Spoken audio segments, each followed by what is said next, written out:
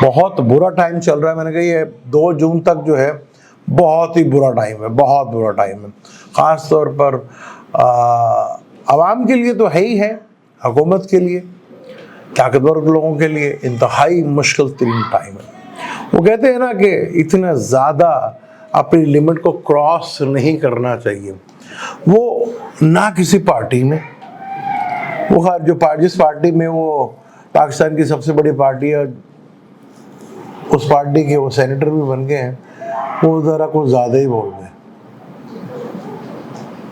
वो जैसे सुल्तान राय की मूवीज़ में पीछे बैठा बड़क मारने वाला, अब उस बंदे की इतनी वैल्यू नहीं, बात वो बड़ी कर गया, फंस गया, वो मोशन शुरू हो गए होंगे, लग गए होंगे, जान नहीं छूट रही। अब चीज़ें जिस तरफ जा रही हैं वो मुश्किल से मुश्किल तर होती चली जा रही हैं।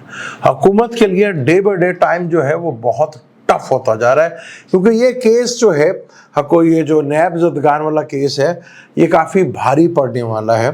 थोड़ी देर के लिए डिले ज़रूर हुआ, लेकिन आगे चीज़ें बड़ी सख्त होंगी, जुपिटर भी तुलू हो चुका होगा और ये केस बहुत आगे तक जाएगा।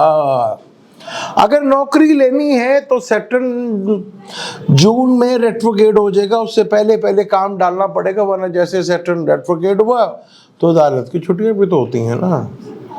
हर छुट्टियों से मेरा लेना देना नहीं है, लेकिन 2 रेट्रोगेट हो गया तो फिर नौकरी नहीं मिलती, तो ज़्यादा चांस भी ये है कि नौकरी के ना मिलने के हैं।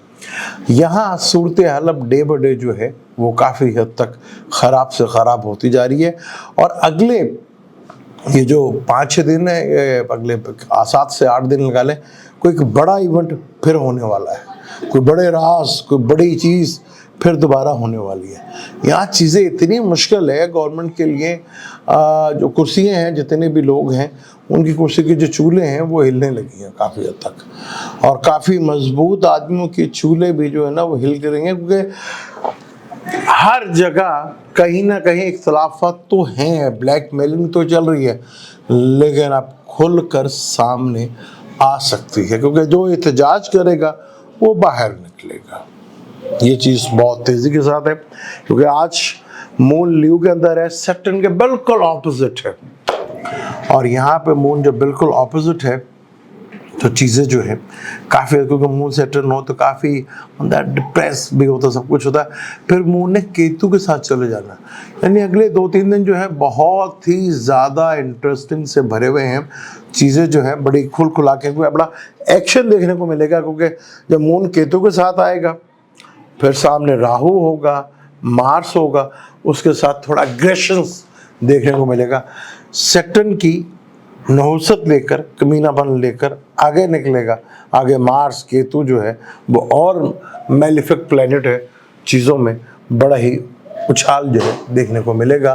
ख़ास तौर पर स्टॉक मार्केट में भी काफ़ी उथल पुथल देखने को मिलेगा, और सियासी माहौल जो है वो बहुत ही गर्म होगा, और अदालत की तरफ से काफ़ी बड़े फैसले होते हुए नजर आएंगे।